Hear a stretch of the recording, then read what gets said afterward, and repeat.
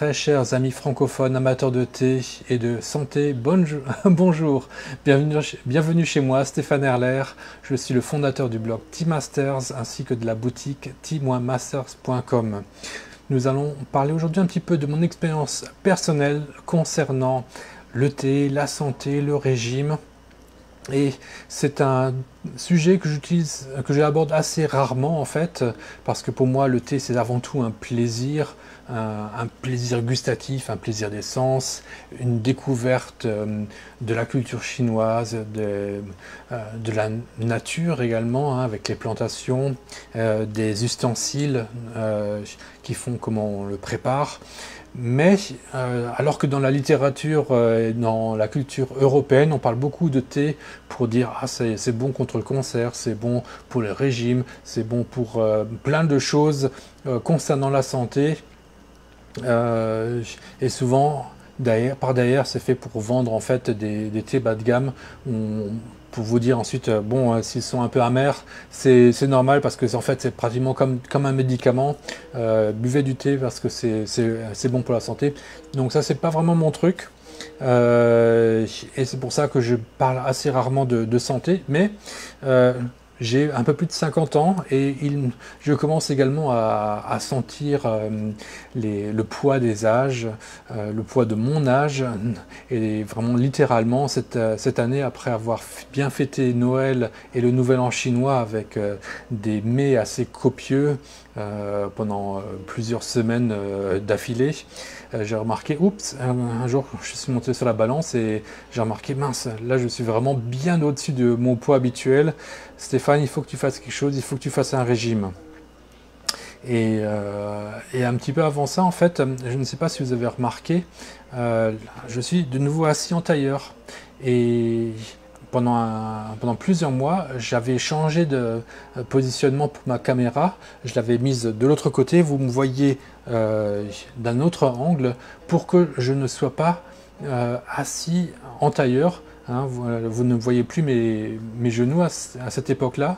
J'étais assis normalement avec les pieds en bas parce que pendant très longtemps, mes genoux me faisaient, enfin c'est surtout mon genou gauche me faisait mal quand je restais assis en tailleur pendant un certain temps. Et j'étais même allé voir même deux médecins, un médecin chinois qui me faisait de l'acupuncture, qui m'a donné de la médecine chinoise, des herbes, enfin une poudre de mélange de différentes herbes et racines, le truc vraiment bien amer, difficile à avaler. Et j'étais même allé voir un de ses confrères qui fait de la médecine occidentale, toujours pour mon genou. Lui m'a donné des trucs antidouleurs et m'avait fait une auscultation pour voir ce qu'il y avait comme problème. Et malgré ces deux médecines, mon genou, vraiment, il n'avait pas réussi à s'améliorer. Et quand j'étais allé voir le médecin chinois, je n'avais profité également pour lui demander un petit peu des médicaments ou bien un traitement pour combattre des maux de tête à long terme que j'ai depuis très longtemps en fait. Ça avait bien commencé avant mes 50 ans. Et donc assez souvent, j'ai remarqué que j'avais souvent des maux de tête dans des moments de stress. Hein, souvent des jours où, après avoir beaucoup travaillé, où j'avais été très stressé, c'est là que j'avais très souvent des maux de tête qui me demandaient que je prenne du paracétamol en fait, parce que je suis allergique à l'aspirine, si vous voulez tout savoir. Et j'avais vraiment eu des maux de tête de plus en plus fréquents à cette époque, à la même époque où j'avais mal au genou. Et donc j'avais demandé à ce que le traitement du médecin s'adresse également à mes maux de tête. Mais je dois dire que jusqu'en février, ça n'avait pas donné grand-chose. Je continue à avoir mal au genou et je continue à avoir des maux de tête. Et ensuite, après le Nouvel An chinois, monter sur la balance, j'ai vu, mince, là vraiment, il faut que je fasse un régime. Jusqu'à présent, je je pensais ne pas en avoir besoin parce que je fais du sport, je fais de la natation 3 fois par semaine. Et donc, je me suis dit, depuis des années en fait, hein, qu'avec avec ce sport régulier, mon poids va être naturellement, normalement, assez en équilibre, on va dire. Il se régule automatiquement. Mais avec les fêtes, avec l'appétit, qui peut venir parfois aussi de certains thés, des thés, il y a des thés qui ouvrent plus l'appétit que d'autres, notamment les thés les plus frais, les moins torréfiés. Donc en faisant beaucoup de sport et en ayant beaucoup d'appétit, je mangeais beaucoup, et surtout pendant la période des fêtes, en hiver aussi, il fait un peu plus froid, donc on mange aussi un peu plus souvent et des choses plus calorifiques que d'habitude. Et donc malgré mes habitudes de thé et de sport, j'ai quand même pris du poids. Et là, c'était vraiment un chiffre qui était inacceptable. Donc j'ai dit, ok, maintenant on va profiter de la période de carême pour faire un régime, et j'arrête le pain, j'arrête toutes les sucreries, pas de chocolat bien sûr non plus, et tout ce qui est féculent, je vais vraiment essayer de limiter ça au maximum. Mais je continue à faire du sport, et quand j'ai faim, au lieu de faire des gros repas, je vais faire des salades mélangées, truc assez classique: tomates, poivrons, concombres, huile d'olive, parfois un peu de thon aussi, de la laitue, et donc depuis le carême, en fait, pratiquement un repas sur deux, je mange une salade. Mon petit déjeuner, plus de pain, que des céréales avec un petit peu de lait de soja, parfois une banane quand c'est vraiment quand j'ai encore trop faim. Et donc les repas normaux, j'ai essayé d'en faire plus qu'un. Autrefois, j'en mangeais 2 par jour. Et petit à petit, effectivement, mon poids a réussi à baisser de plusieurs kilos. Et là, je suis assez content. Et donc, pendant ces moments de régime, c'est pas toujours facile. Il y avait parfois, j'essaie de boire un peu plus de thé pour avoir une impression d'avoir quelque chose dans l'estomac.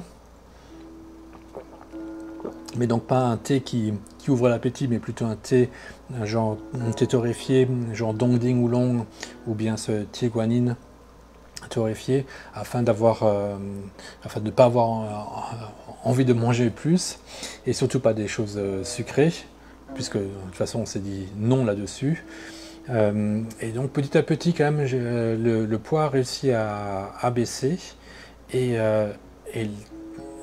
soudain, et en même temps, au bout d'un moment, je vais réaliser un truc: mince, en fait, je peux de nouveau être assis en tailleur, je n'ai plus mal au genou, et également, tiens, c'est quand la dernière fois que j'ai pris une tablette de paracétamol pour mon mal de tête?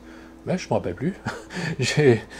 Ces problèmes-là, ils ont disparu en même temps que mon régime a progressé, et que j'ai donc changé d'alimentation, et que mon poids a baissé.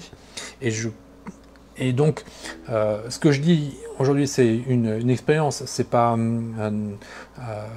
ça peut pas résoudre tous les problèmes. J'en suis bien conscient. Si vous avez vraiment mal à un endroit précis, allez consulter votre médecin à vous. Mais parfois, en tout cas dans mon expérience, là où les médecins n'ont pas réussi à me guérir ou à me soigner, le changement de régime a réussi là où eux ont échoué. Donc ça peut valoir le coup d'essayer pour des choses qui ne sont pas des problèmes très comment dire, qui sont très graves sur le moment, mais qui sont plutôt de l'ordre du problème chronique, Et ensuite, j'en ai parlé également avec mon père, puisque lui, il est médecin généraliste, et il m'a dit effectivement, tout ce qui est sucre, ça va être ça va causer des inflammations. Donc le fait que je mange beaucoup moins de sucre est consistant avec le fait que je n'ai plus mal à mon genou parce que je n'ai plus cette inflammation en fait dans le genou puisque je ne prends plus d'alimentation qui est forte en glucose qui elle va faire des inflammations pareilles au niveau de la tête, hein, au niveau du cerveau, il y a moins d'inflammation grâce à une alimentation qui est plus douce, qui contient moins donc de glucides, que ce soit des glucides rapides dans la forme de sucre ou bien de glucides lents dans la forme de farine ou de féculents. Et effectivement, pour mon père en tant que médecin généraliste, sa plus grande hantise, son plus grand ennemi hein, dans sa carrière, c'est ce qu'il nous répète très souvent en famille, c'est le sucre. Hein. Il dit toujours ne mangez pas de sucre, c'est un poison. Donc vraiment, pour lui, c'est sa bête noire, c'est ça qui cause la plupart des maladies qu'on a dans l'Occident qui est opulent. Et puis au départ, quand il est venu à Taïwan, il voyait les gens très très fins. Il disait ça c'est bien, les gens ici ne mangent pas de sucre.